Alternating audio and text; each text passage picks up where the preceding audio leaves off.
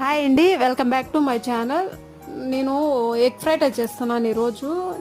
మొన్న స్టోరీ చెప్పాను కదా లాస్ట్ వీడియోలో, వేరే అమ్మాయి కూడా నాకు మెసేజ్ చేసిందండి నా స్టోరీ కూడా చెప్పక్క అని చెప్పి.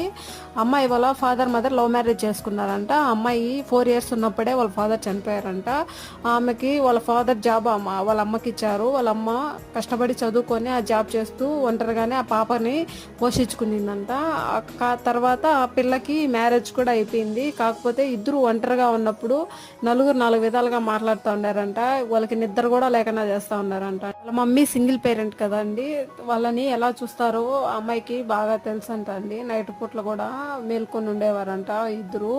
ఆ అమ్మాయికి వాళ్ళ మమ్మీకి 20 years ఉన్నప్పుడే వాళ్ళ ఫాదర్ చనిపోయారు. తర్వాత ఆమె చదువుకొని ఆ పిల్లను గవర్నమెంట్ డిగ్రీ కాలేజీలో కెమిస్ట్రీ లెక్చరర్గా వర్క్ చేస్తుందంటే, అలా అంతా మన మంచిగా అనుకుంటూ ముందుకు సాగిపోతూ ఉండాలి. అప్పుడే జీవితం సాఫీగా సాగిపోతుంది.